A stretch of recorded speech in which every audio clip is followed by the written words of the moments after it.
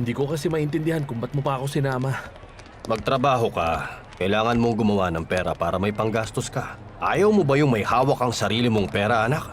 Anong gagawin ko dito sa Garibaldi? Sinabi ko naman na sa'yo na hindi ako kumakanta. At saka, ayoko nga sumali sa banda. Kung ganon, iho, sige.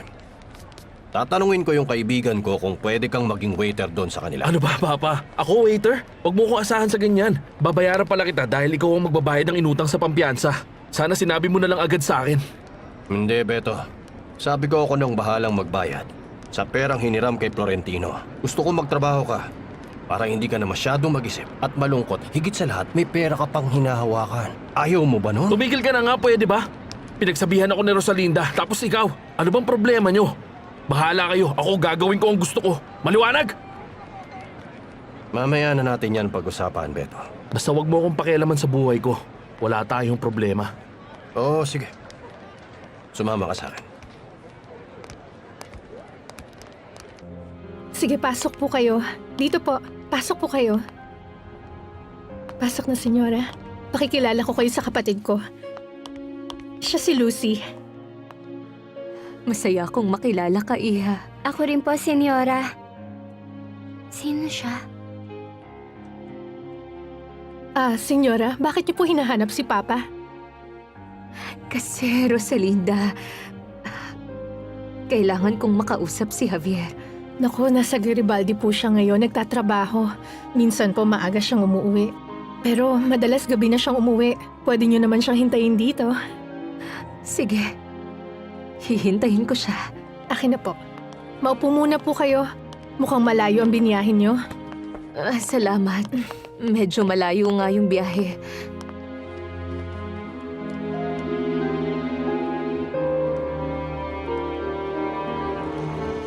Hindi po sasabay si Tito Alfredo?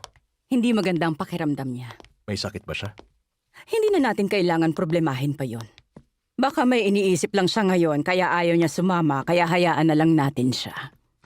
Alam mo ba, Mama? Meron daw siyang minahal na babae na hindi niya makakalimutan. Kaya minsan nararamdaman niya na malungkot siya. Meron siyang minahal? Hindi ko alam yon. Opo. Isang babae na hindi katulad natin na kilala at mayaman.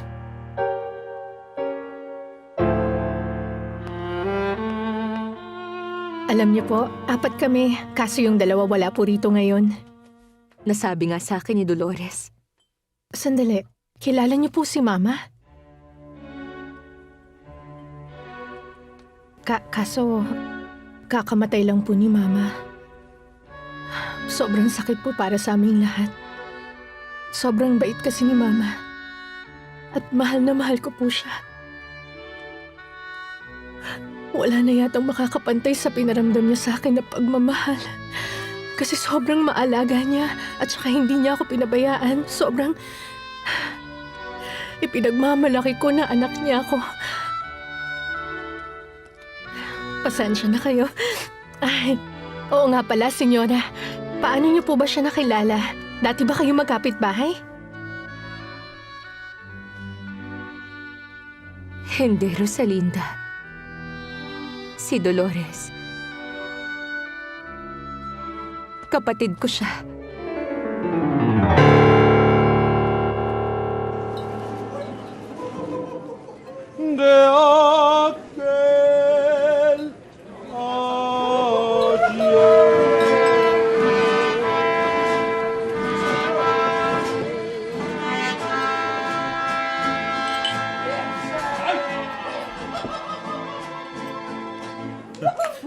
Galing talaga. Salamat! Salamat! Maraming salamat sa inyo. Pero magpapahinga na muna kami.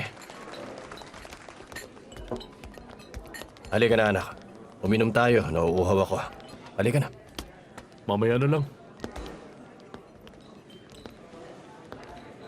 Anong gusto mong inumin, Javier? Gusto ko ng tequila. Ganon din sa akin.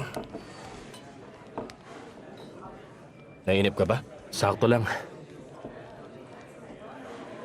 Gusto ko lang sabihin sa'yo, anak, na para sa ito at sa pag-aayos natin. Bakit ngayon pa, Papa, kung kailan wala na akong pakialam? Iba na kasi ngayon, Beto.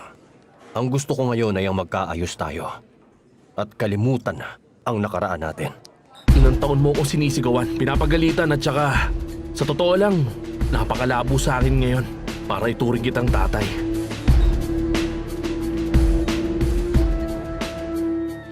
Totoo ba yan? Kayo po ang tita namin? Tita natin siya, Lucy!